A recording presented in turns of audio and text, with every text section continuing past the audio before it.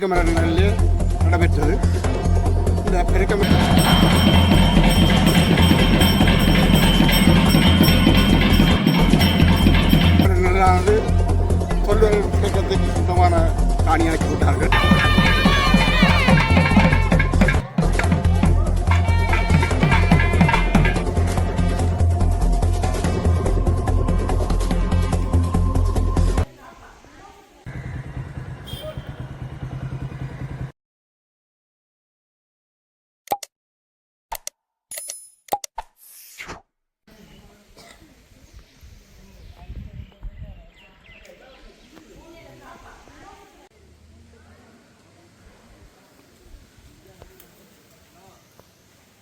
இது அந்த கோயில் டாம்.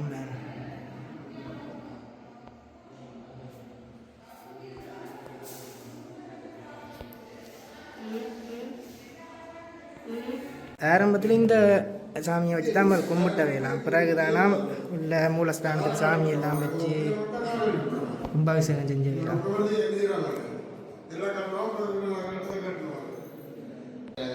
கோயில் உட்புற தோற்றம்.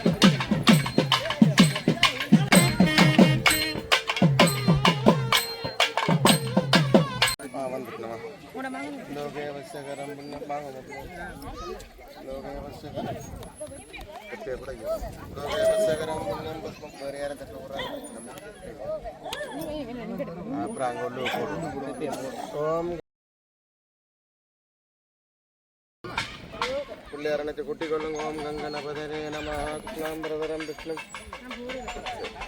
ശ്രീവരണം സദർപ്പിതം പ്രസന്നവദനം ധ്യായ സർവവിഘ്നോപശാന്തരേ ശിവസ്യ ആദ്യപൂർവോത്രയം ഗുണവിജയനാലവൃഷ്ടാജാമർത്തമാനായം കല്ലടി ശ്രീനാഗഭുവനേശ്വരംബികാര ആലയനുഷ്ഠീരമിതം തുതി മഹോത്സവം സപ്തമദിന സായന്തനീയ വിജയമൃഗജാത്ര ഉത്സവമംഗളവൈഭവകരം ഉപയകസ്തൃണം നക്ഷത്രേ രാഘവജാതസ്യ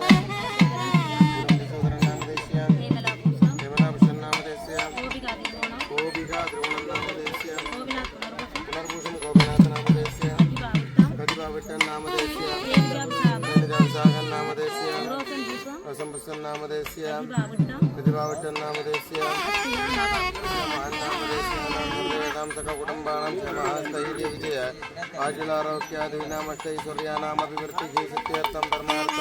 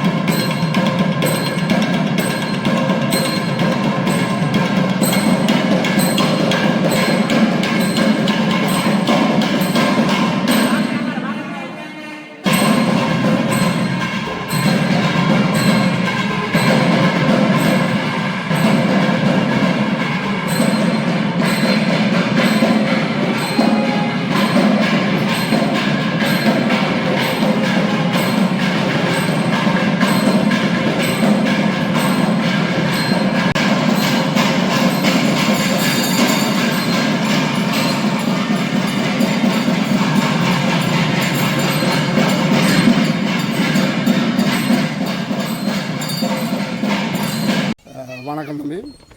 இன்று நம்மளுடைய கல்லடியம்மன் ஸ்ரீ நாகபூசணி அம்மன் ஆலயத்தினுடைய வேட்ட திருவிழா இன்றைய தினம் எமது பெருக்கமர நிலையில் நடைபெற்றது. இந்த பெருக்கமர நிலையானது தொல்லுறை திணைக்களத்துக்கு சொந்தமான காணியாக்கி விட்டார்கள். என்றாலும் இந்த வேட்ட திருவிழாவை இந்த இடத்திலே செய்ய வேண்டும் என்று எங்களுடைய கோயில் தர்மகர்த்தா தலைவர்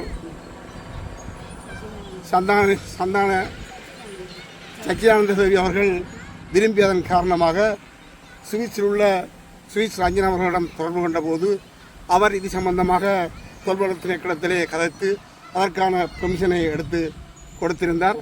அதன் அடிப்படையில் இன்றைய தினம் இந்த வேட்ட திருவிழாவை இந்த பெருக்குமரத்திலே நடைபெற்றது. இதில் வேறு ஏதாவது களியாட்டு விழாக்கள் நடக்கக்கூடாது என்பதற்காகத்தான் இதை அவர்களுடைய அனுமதியோடு செய்திருக்கின்றோம். ஆகவே இந்த எங்களுடைய ஆலய வளர்ச்சிக்கு இது மிகவும் உகந்த ஒரு மரம்.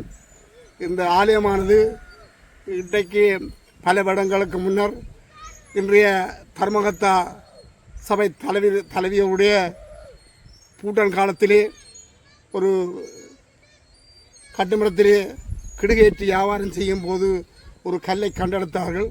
அக்கல்லை கொண்டு வந்து இந்த ஆலயத்திலே வைத்து வழிபட்டதன் காரணமாக இவ்வூர் மக்கள் இந்த ஆலயத்தை வழிபட்டதன் காரணத்தினால் மிகவும் உன்னதமான முறையிலே வளர்ச்சியடைந்து உயர்ச்சி அடைந்திருக்கின்றார்கள். இடப்பெயர்ப்பின் போதும் வெளிநாடு சென்று இந்த கல்லடியம்மனை எண்ணிய போது அவர் கேட்ட வரங்களை எல்லாம் கொடுத்ததன் காரணத்தினால் இந்த ஆலயத்தை 2012ஆம் ஆண்டு தொடக்கம் இதை கட்டி ஒரு ஆலயமாக மாற்ற வேண்டும் என்று தர்மகர்த்தா சபை தலைவி அவர்கள் எடுத்த முயற்சியின் காரணமாக இன்று 2024ஆம் ஆண்டு இந்த ஆலயமானது ஒரு பஞ்சதள கோபுரத்தோடு 25ஆம் ஆண்டு பஞ்சதள கோபுரத்தோடு மகா கும்பாபிஷேகம் மாசி மாதம் நடைபெற்றது. அதனைத் தொடர்ந்து இன்று எமது ஆலயத்தினுடைய திருவிழா நடைபெறுகின்றது. இத்திருவிழாவானது மிக சிறப்பாக நடைபெறுவது மட்டுமல்ல, ஆலயத்தினுடைய உள்வீதி கொட்டகையானது சுற்று கொட்டகையானது ஒரு சிறந்த முறையிலே புங்குடுதீவிலே இல்லாத ஒரு அமைப்பாக அமைந்திருப்பதை காணக்கூடியதாக இருக்கின்றது.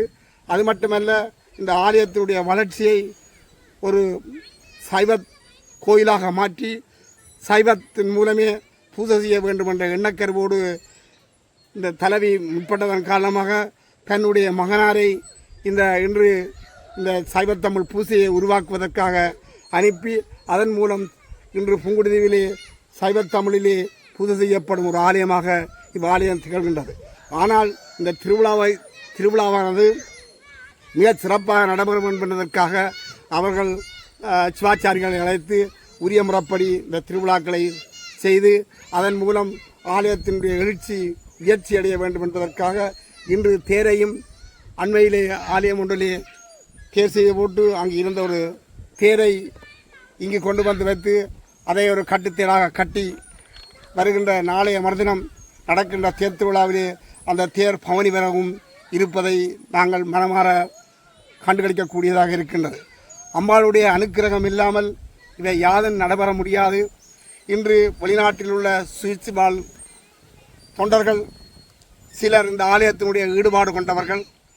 அவர்கள் இந்த பெருக்கு மரத்தை எமது ஆலயத்தின் சிறப்புக்காக, வளர்ச்சிக்காக, உயர்ச்சிக்காக மாற்ற வேண்டும் என்பதற்காக அன்றைய சுவிஸ் ஒன்றியத்தினுடைய தலைவர் ரஞ்சன் அவர்களையும் அதனுடைய செயலாளராக இருந்த செல்வி சுதா அவர்களும் இந்த பெருக்கு மரத்தை இங்கு கொண்டு வர வேண்டும் என்பதற்காக முயற்சி செய்தார்கள்.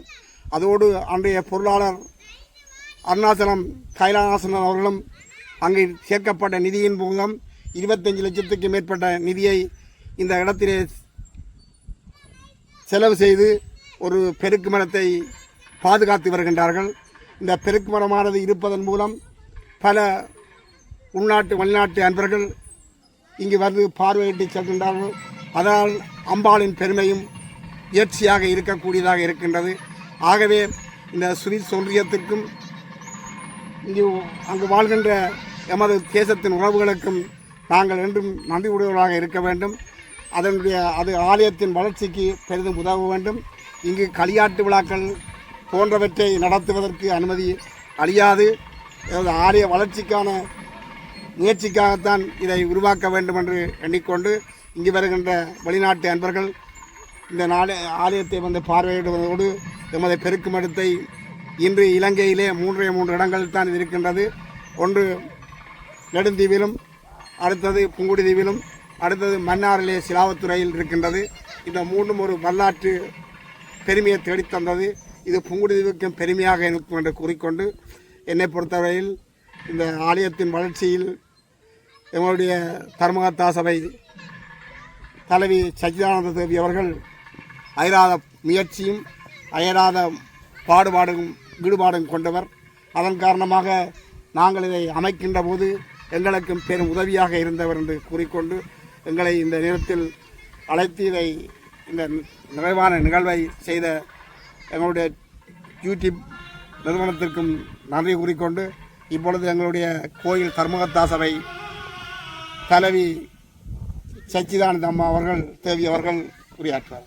நமோ பார்வதீபதி எல்லாம் வல்ல நாகபுவனேஸ்வரி அம்பாளின் கருணையோடு இன்றைய தினம் நாங்கள் வேட்டை திருவிழா என்கின்ற இந்த திருவிழாவை நடத்துகின்றோம். பல ஆண்டுகளுக்கு முற்பட்ட காலத்திலே நடந்த சிறிய கோயிலிலே சிறிய பூசைகள்லாம் நடந்தது.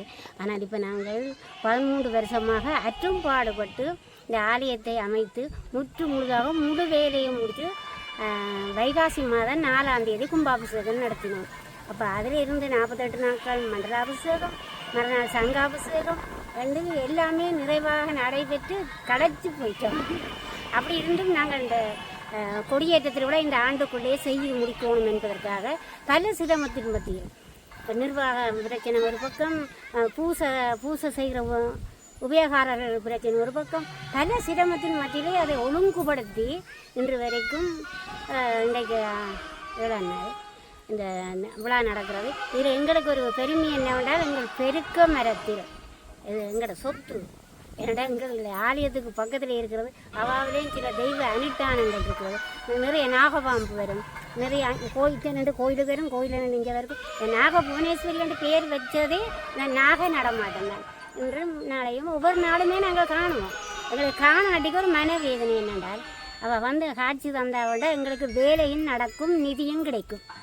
வராது போனால் எதிரோடு எந்த நிதியும் வராது, எந்த வேலையும் நடைபெறாது. எனவே அதையெல்லாம் நிவர்த்தி செய்து இந்த பெருக்க மரத்திலே இந்த விழாவை நடத்த வேணுமென்ற ஒரு ஆசை என்னவென்றால் எனக்கு 13 வயதாக இருக்கும்போது பாடசாலை செல்லும் போது நாங்கள் இந்த ஆலயத்துக்கு ஒரு பாடல் ஒன்று அமைச்சோம். நாங்கள் என்னென்ன கடற்கரையின் நோரத்திலே பெருக்க மர நிழலிலே வீட்டிருக்கும் புவனேஸ்வரி எங்கள் வினைகள் தீர்க்கும் புவனேஸ்வரி, வீட்டிருக்கும் புவனேஸ்வரி எங்கள் வினைகள் தீர்க்கும் புவனேஸ்வரி.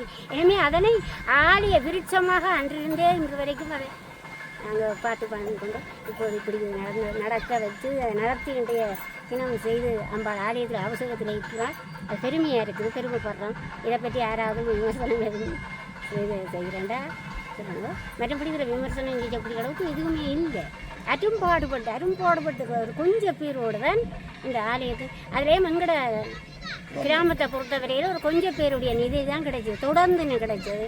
மற்றும்படி அவனுடைய அனுக்கிரகம் கண்டு அவ தேவைகள் அவருக்கு சொல்லப்பட்ட தேவைகள் அவர்களுக்கு நிவர்த்தி ஆயினோட பணம் அனுப்புவார்கள். ஒரு ஆளுக்கு விசா கிடைக்கலன்ற என்னட்ட புறட்டா நான் 1,00,000 ரூபா கொடுத்தீங்கடா தருவாங்க.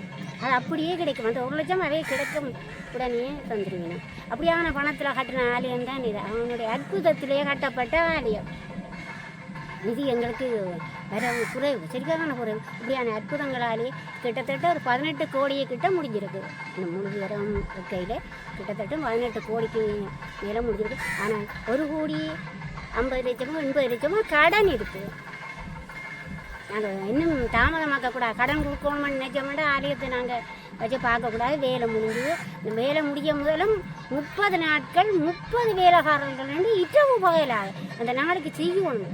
திடீரென்று வச்சிட்டோம், நாளைக்கு செய்யணுன்றதுக்காக 30 நாட்களும் 30 பேர் காலை சாப்பாடு, மத்தியான சாப்பாடு, மதிய இரவு சாப்பாடுன்னு சொல்லி நம்மளை வேலை பழு ஆக்கள் கூட அவையில் 30 எங்களை 20-50 பேருக்கு சமையல் செய்யணும். அப்படிலாம் செய்து கடைசி இரவு முதல் நாள் 4ஆம் தேதி கும்பாபிஷேகம், 3ஆம் தேதி இரவு 3 மணி வரைக்கும் எங்களோட தொண்டர்கள் சம்பளம் கொடுத்தாலும் தொண்டர்கள் சம்பளத்தையும் செய்து முடித்தார்கள்.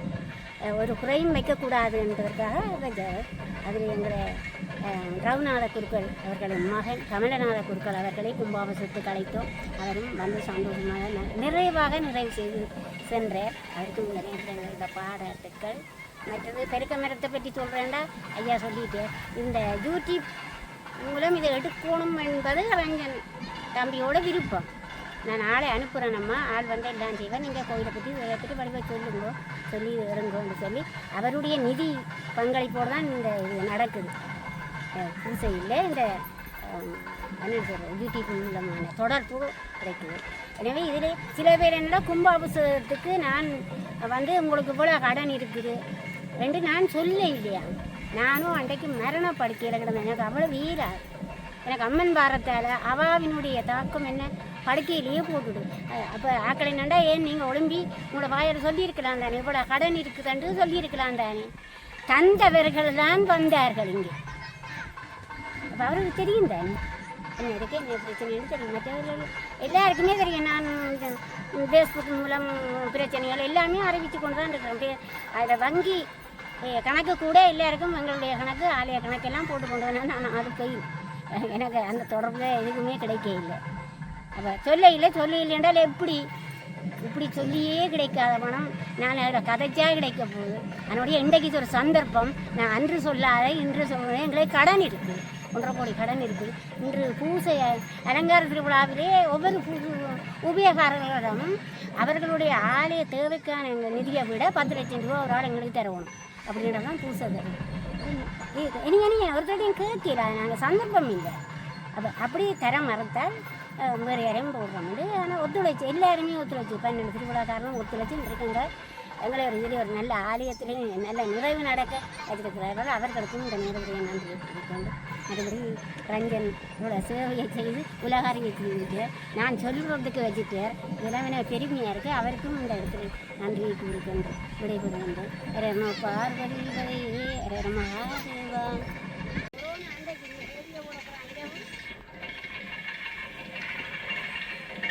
இது உங்கள்கிட்ட செலவில் நான் ஓப்பன் பண்ணாது, உங்களோட செலவில் நான் ஓப்பன் பண்ணாது. ஓ அது ஸ்வீட் சொல்கிறீங்களா? ஸ்வீட் சொல்கிறீங்க. ஆனால் சொல்பக்கிறது அமைச்சு அந்த கல்விங்களா